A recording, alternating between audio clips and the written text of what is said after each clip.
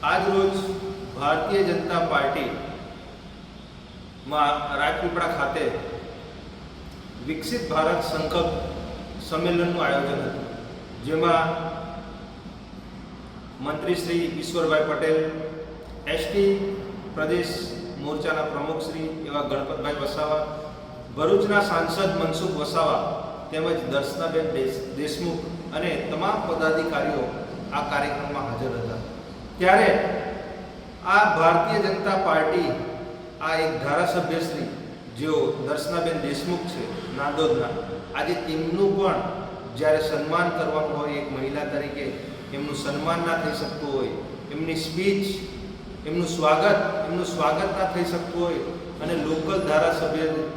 હોવા છતાં જો એમને ઇન્સલ્ટ કરવામાં આવે તો આ એક ખૂબ જ શરમજનક બાબત છે। ભારતીય જનતા પાર્ટી જ્યારે કહેતી હોય કે બેટી બચાવો બેટી પઢાઓ, મહિલા સશક્તિકરણની વાતો કરતી હોય, ત્યારે આજે એક મહિલા આજે અહીંયા ગાડી ધારાસભ્ય થઈને આજે ગાંધી ચોક પર બેઠા છે। આજે એમણે પોતાનું રાજીનામું પણ લખી દીધું છે અને એમણે વારંવાર અવારનવાર પ્રદેશ લેવલેથી લઈ અને સંગઠનને પણ એમણે જણાવ્યું છે, પણ તેમ છતાં પણ અહીંના લોકલ ધારાસભ્ય શ્રી દર્શનાબેન દેશમુખ હોય કે પછી સાંસદ મનસુખ વસાવા જેઓ સાક્ષાત દમથી ચૂંટાઈને આવે છે, એમનું ના તો એમનું આપણે પ્રદેશનું નેતૃત્વ કોઈ સાંભળી રહ્યો છે, ના તો એમનું સાંસદમાં કોઈ સાંભળે છે, ના તો કોઈ વિધાનસભામાં સાંભળે છે। એ આ સ્પષ્ટ દેખાય છે, એક આદિવાસી અને એક આદિવાસી ધારાસભ્ય હોય કે આદિવાસી સાંસદ સભ્ય હોય, આજે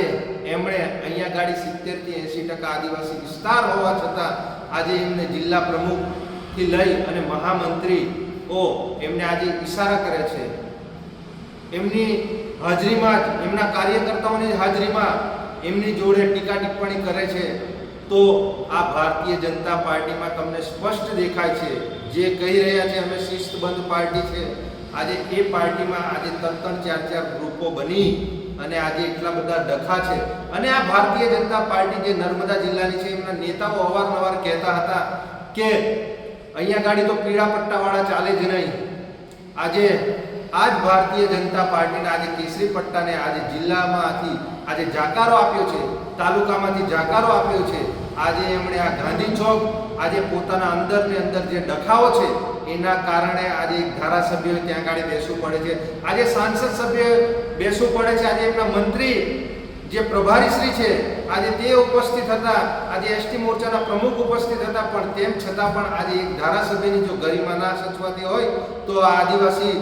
સિમ્બોલ પરથી જે ચૂંટાઈને ધારાસભ્યશ્રી હોય કે સાંસદ સભ્યશ્રીઓ હોય એ લોકોએ રાજીનામું આપી દેવું જોઈએ જો એમની પાર્ટીમાં કોઈ સાંભળતું ના હોય તો।